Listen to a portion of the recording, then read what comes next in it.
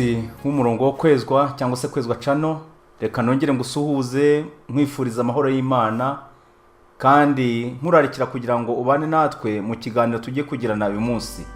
Uwo muri kumwe ni KAYISHEMA Joel. Reka dusenge.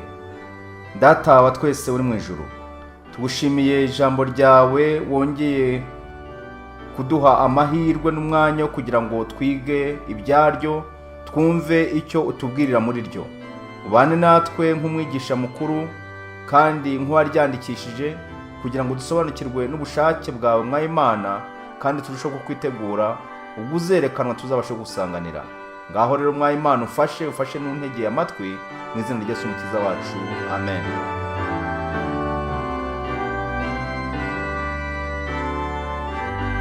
Ikigisho uyu munsi tugiye kurebera hamwe kiravuga ngo guterurwa na Mwuka. Sinzi niba mu buzima bwawe warigeze ubona umuntu wateruwe nk'umwana wateruwe n'umubyeyi we, cyangwa se hari abakora ibirori ugasanga umukwe yateruye umugeni we mu buryo bwo kugira ngo bifotozanye. None se guterurwa na Mwuka byo byaba bigenda bite, byaba bimeze bite? Ijambo ry'Imana ritubwira umuntu wateruwe na Mwuka Wera. Reka tujye mu gitabo cy'umuhanuzi Ezekiyeli igice cya 3 maze turebere hamwe icyo ibyanditswe byera bitubwira. Reka turebere hamwe umurongo wa 12. Maze umwuka aranterura, numva ijwi rihorera cyane rinturutse inyuma rivuga riti, ubwiza bw'Uwiteka buherwe umugisha mu buturo bwe. Noneho tugere ku murongo wa 14. Nuko umwuka aranterura aranjyana, ngenda nshaririwe ndakaye cyane, ariko ukuboko k'Uwiteka kwari kunkomeje.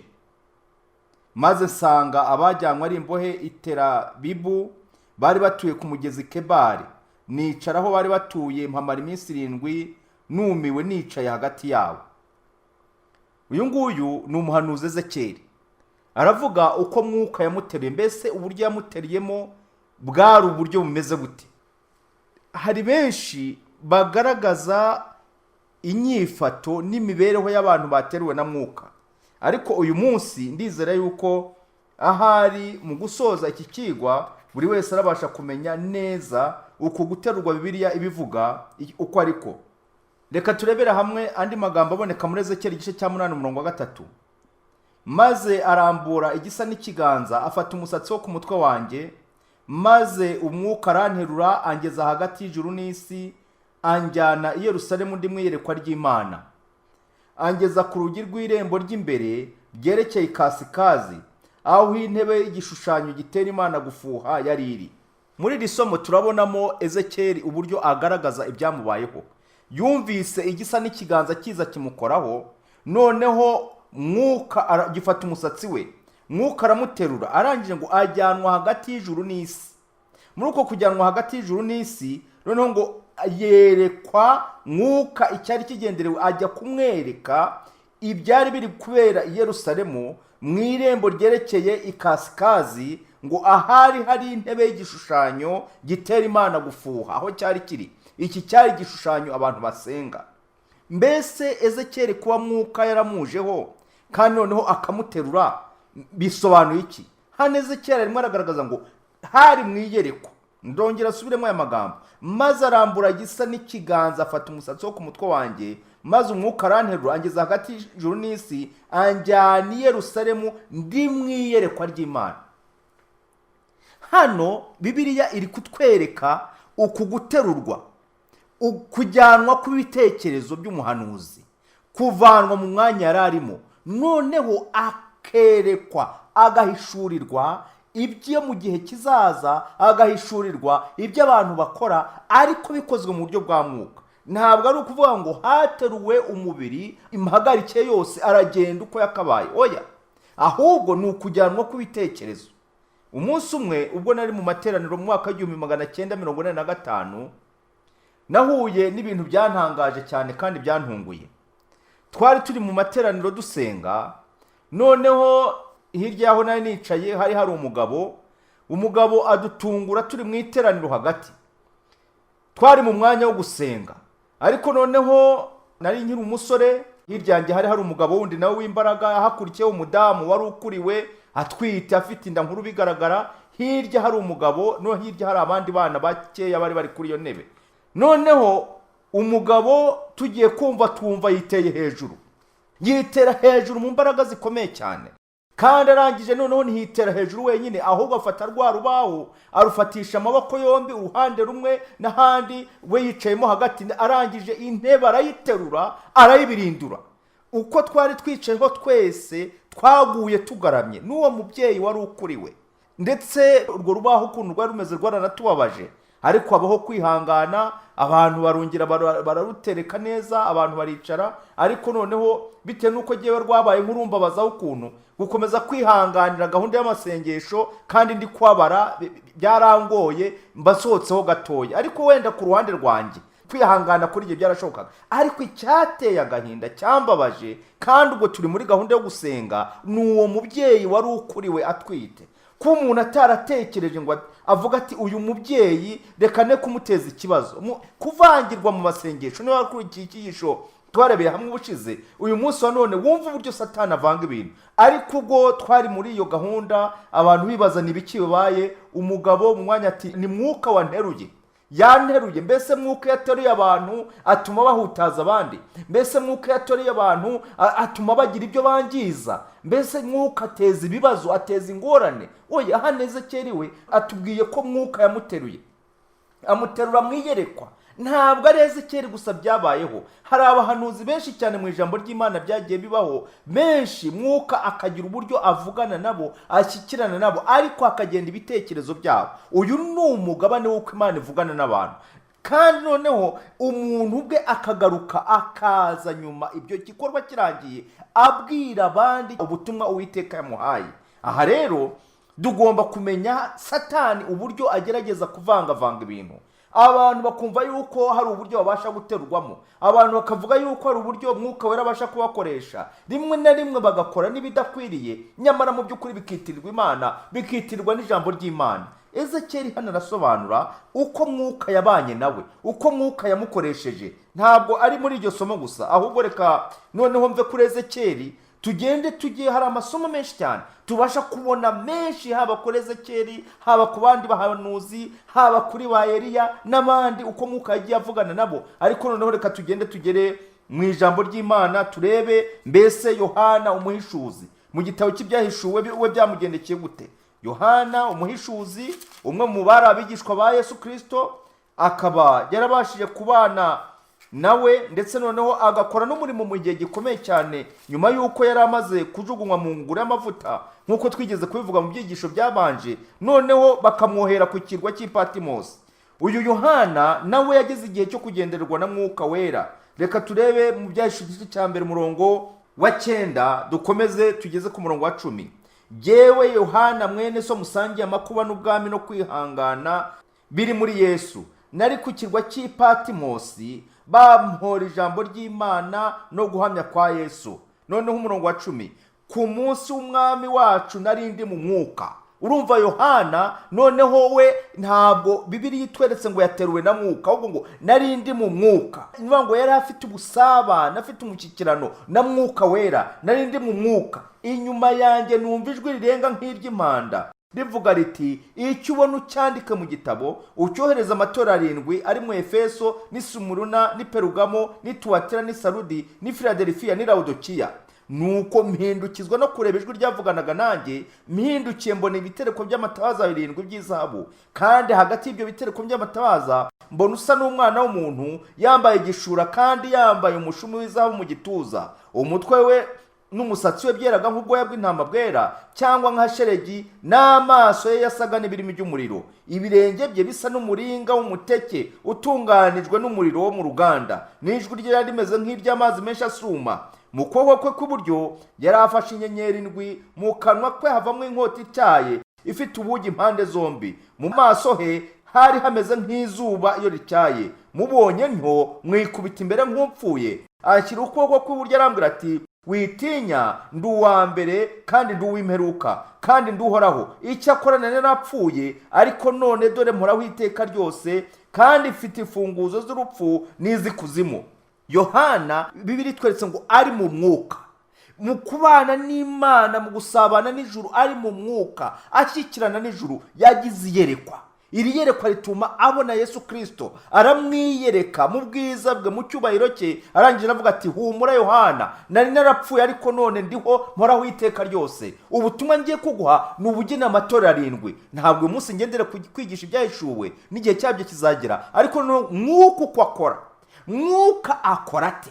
Mbese Mwuka ateza umutekano muke? Mbese Mwuka ni uwo gutuma abantu basa n'abacanganyukiye, bakabura umurongo, bakabura icyerekezo? Oya, hano Yohana ari kumwe na Mwuka Wera, asabanye n'ijuru. Cyamubereye igihe cyiza cyo kugira ngo asobanurirwe byinshi, ahabwe ubutumwa bwo kugeza ku bandi. Kuko noneho icyo yabwiwe, umurongo wa 19 w'igice cya mbere cyo mu byahishwe ngo nuko wandika ibyo ubonye n'ibiriho n'ibiri bukurikireho hanyuma, n'ubwiru bw'inyenyeri 7 izo mbonanye mu kuboko kwanjye kw'iburyo, n'ibyo bitereko by'amatabaza 7 by'izahabu. Dore izo nyenyeri 7 nizo bamarayika bayo matorero 7, naho ibitereko by'amatabaza 7 nibyo matorero 7. Hano Kristo yaragiye kumwereka uburyo umurimo w'Imana uzakorwa uhereye mu gihe cy'itorero rya Efeso, aricyo gihe cy'itorero ry'intumwa, kugeza nyuma muri Laodikiya, itorero abantu bazaba bariho bwa nyuma mu mahenuka y'isi. Kristo agiye kugaruka ari bagira ngo na Laodikiya. None Yohana urumva abihawe ari mu mwuka, ashyikirana na Mwuka Wera. Ariko noneho Ezekiyeli we twabonye ngo Mwuka aranterura. Mbese wowe rimwe na rimwe habwo ushobora kuba wakumva yuko Mwuka Wera yaguterura, ukihangishaho guterurwa na Mwuka, kandi mu by'ukuri atari igikorwa gikozwe na Mwuka. Hari uburyo abantu babasha kwihangishaho ibintu. Naguhaye urugero bwigeze kumvaho, bitubaho turi mu materaniro twitwa ko dusenga. Muntu w'Imana, irinde we guhimbira Imana ngo use naho uyihangira ibyo itahanze. Mwuka uburyo akorera mu bitekerezo by'umuntu. Mu butumwa bwiza bwa Yesu Kristo uko bwanditswe na Yohana igice cya 3, reka turebe uburyo Yesu yasobanuriye Nikodemo imikorere ya Mwuka Wera. Duhereye cyane cyane mu gice cya 3 umurongo wa 1. Hariho umuntu wo mu Bafarisayo witwaga Nikodemo, umutware wo mu Bayuda. We yasanze Yesu nijoro, aramubwira ati mwigisha, tuzi yuko uri umwigisha avuye ku Mana, kuko ari ntawe ubasha gukora ibimenyetso ujya ukora keretse Imana iri kumwe nawe. Yesu aramusubiza ati ni ukuri ndakubwira yuko umuntu utabyawe ubwa kabiri atabasha kubona ubwami bw'Imana. Nikodemo aramubaza ati mbese umuntu yabasha ate kubyarwa akuze, yakongera agasubira mu nda ya nyina akabyarwa? Ni ikibazo. Yesu aramusubiza ati ni ukuri ndakubwira yuko umuntu utabyawe n'amazi n'umwuka atabasha kwinjira mu bwami bw'Imana. Ikibyarwa n'umubiri nacyo ni umubiri, n'ikibyarwa n'umwuka nacyo ni umwuka. Unyumvire Mwuka uko akora. Noneho Yesu ati witangazwa nuko nkubwiye yuko bibakwiriye kubyarwa ubwa kabiri. Umuyaga uhuha ushaka, ukumva guhuha kwawo, ariko ntumenya aho uva cyangwa aho ujya. Niko wabyawe n'umwuka wese amera. Yesu yagaragaje ko uko tubona umuyaga ubasha guhuha, ukabona igiti kibasha kujya hariya cyangwa se ibikorwa byawo, niko Mwuka akorera mu buzima bw'umuntu. Ukabona imibereho ye igenda ihinduka, ukabona uburyo imico ye igenda ibiyindi, ukabona uburyo ijuru rimukoreramo. Ariko ntabwo Mwuka ari uwo kuza ngo ateze umutekano muke, abuza abantu amahwemo. Oya, ahubwo akorera mu bitekerezo, akorera mu byumviro by'umuntu. Umuntu ubwe akabasha kugira uburyo ahinduka ikiremwa gishya bitewe nuko yemereye Mwuka Wera, akagenda agakora ku ngeso ze, agakora ku mico ye, agahinduka. Mwuka Wera iyo yageze ku muntu bigenda bite? Kristo yagaragaje ati uwo Mwuka w'ukuri naza azatsinda ab'isi. Araza agatsinda ab'isi, akabemeza iby'icyaha, akabemeza iby'amateka, bakitegura urubanza, bakamenya ko Kristo ari bugufi kugaruka, bitewe nuko Mwuka akorera mu mutima, mu ntekerezo. Muntu w'Imana, guterurwa na Mwuka ni ukuba Mwuka Wera abasha kukurarikira kwihana, ukava mu ngeso mbi, ukava mu byaha, ugahindukira ukaba icyaremwe gishya. Ntabwo ari ukugira ngo ugaragaze yuko Mwuka hari ubundi buryo runaka yakozemo budasanzwe. Oya, ndetse hari na bamwe bajya bayitiranya ibintu. Ibyo tubona byabaye ku munsi wa Pentekote, ubwo abigishwa ba Yesu Kristo bari muri cya cyumba cyo hejuru basenga. Mu byakozwe n'intumwa tubona uburyo ibyababayeho. Rimwe na rimwe ahubwo twitiranya ibintu. Ibyababayeho aba bantu bari gusenga, bari mu mwanya umwe, basabana na Mwuka Wera. Reka turebe ibyakozwe mu gice cya 2 uko byagendekeye abigishwa ba Kristo. Umunsi wa Pentekote usohoye, uyu munsi uvugwa ni umunsi wa 50 nyuma ya Pasika, niwo witwaga umunsi wa Pentekote. umunsi wa Pentekote usohoye bose bari hamwe mu mwanya umwe bahuje umutima. Urumva ko bari bahuje umutima, bari kumwe na Mwuka Wera. Ngo nuko umuriri ubatungura uvuye mu ijuru umeze nk'umuyaga uhuha cyane ukwinzu bari bicayemo, haboneka indimi zigabanije zisa n'umuriro, ururimi rujya ku muntu wese wo muri bo. Bose buzuzwa Mwuka Wera batangira kuvuga izindi ndimi nk'uko Mwuka yabahaye kuzivuga. Muri Yerusalemu wumva abantu bavuze indimi zimeze gute? Muri Yerusalemu habaga abayuda b'abaturage b'abanyadini bari baraturutse mu mahanga yose ari munsi y'ijuru. Umurongo wa 6, uwo muriro ubaye abantu benshi baraterana, batangazwa nuko umuntu wese yumvise ba bandi bavuga ururimi rw'uwabo. Barumirwa bose baratangara bati, mbese aba bose bavuga si abanyagalilaya? None se niki gitumye twese tubumva bavuga indimi z'iwacu za kavukire? Wumve aba bantu Mwuka yaraje abazamo, yuzura ibitekerezo byabo, arangije mu buryo Imana ashaka kugira ngo ubwirize amahanga yose ari Yerusalemu, abantu bose bumva ubutumwa bwiza, bumva ibya Yesu Kristo, wa wundi wanzwe, wa wundi wirengagijwe, uburyo ari we mukiza w'abari mu isi, uburyo amahanga yose agomba gukirizwa muri we, uburyo abantu bose bagomba kwakira agakiza bashingiye kuri we. Buri wese agiye kumva yumva baraho bari kubwiriza ubutumwa, babwiriza mu ndimi z'abantu baje Yerusalemu bateraniye aho ngaho, ndetse banatanga ubuhamya abantu, kuruta ko umuntu ushobora kuba wajya kubona ukabona abaye nk'uwihangishijeho kuvuga ngo Mwuka mujeho amuhaye kuvuga indimi zitabaho. Umuntu agasanga ashatse kugira ngo agaragaze ko nawe Mwuka mugendereye kugira ngo abwirize mu ndimi zidasanzwe. Ndetse mwigeze mbaza umuntu umwe, ntese urwo rurimi uri kuvugana uruhati n'urwo mu ijuru? None se urwo rurimi rwo mu ijuru rurafasha iki abaturage ba hano mu isi ko turi mu isi, abo mu ijuru nabo bakaba bari mu ijuru? Urwo mu ijuru rugendereye kugira ngo rumarire iki? Ntacyo rwamarira. Kuko n'abangaba ku munsi wa Pentekote ibyababayeho, umuntu w'Imana unyumve neza, ibyababayeho aba bantu ubwabo baratunguwe. Umurongo wa 8, none se niki gitumye twese tubumva bavuga indimi z'iwacu za kavukire, kandi turi abapariti n'abamedi n'abanyeramu n'abatuye Mesopotamiya ni Yudaya ni Kapadokiya ni Ponto no mu Aziya ni Furugiya ni Pamfiliya no mu Egiputa, urumva aho ni muri Afurika, no mu gihugu cy'Ilibiya gihereranye ni Kurene, n'Abaroma n'abashyitsi n'Abayuda n'abakomeza idini yabo, kandi n'Abakirete n'Abarabu, turabumva bavuga ibitangaza by'Imana mu ndimi z'iwacu. Bose barumirwa, bibayobeye barabazanya bati, mbese ibi ni ibiki? Abandi barabanegura bati, basinzihira. Ahangaha abantu batangira gusa naho bavuga bati, ntabwo ibi bintu bibaho, ntitubyumva. Batangira kunegura igikorwa cy'Imana. Ariko Mwuka hano uburyo yakoze ni uburyo bwo kugira ngo abantu babwirizwe ijambo ry'Imana mu ndimi z'iwabo za kavukire. Noneho abatamenya gukora kw'Imana n'uburyo Umwuka w'Imana akora, bo barabihinyura bati basinze. Ariko hano Petero niho yaboneye uburyo bwo kubasobanurira, ababwira ko batasinze kuko ntawe usinda mu gitondo. Aravuga ati, ni mu gitondo saa 3 uzakurikira iki gice ugisome neza. Ntabwo twasinze, ahubwo ibi bibaye byavuzwe n'abahanuzi babihanuye mbere, bigaragaza ko Imana izakora mu buryo ndengakamere kugira ngo ijambo ry'Imana ribwirizwe abantu mu buryo bwihuse, abantu bose babashe kumenya amaherezo yabo, babashe kumenya uko bakwiye kwakira agakiza. Ndetse ijambo ry'Imana rikomeza tubura ngo uwo munsi haboneka abantu 3,000 biyongera ku basanzwe bakira ijambo ry'Imana.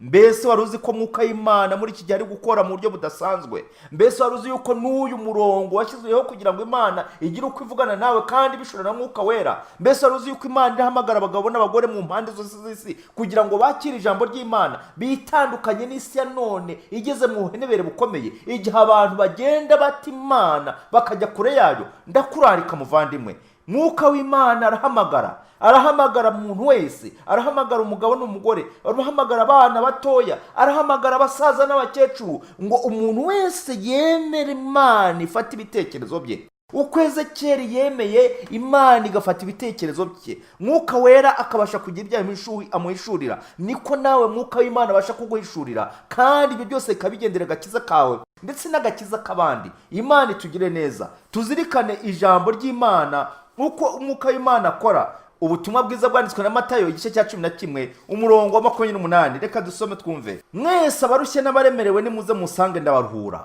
Mwuka w'Imana yahamagara umuntu, amwereka kuruha kwe, amwereka ibimuremereye, amwereka ibimushavuza. Nimuze musange ndabaruhura, mwemere kuba abagaragu banjye munyigireho, kuko ndi umugwaneza kandi noroheje mu mutima, namwe muzabona uburuhukiro mu mitima yanyu, kuko kunkorera kutaruhije n'umutwaro wanjye utaremereye.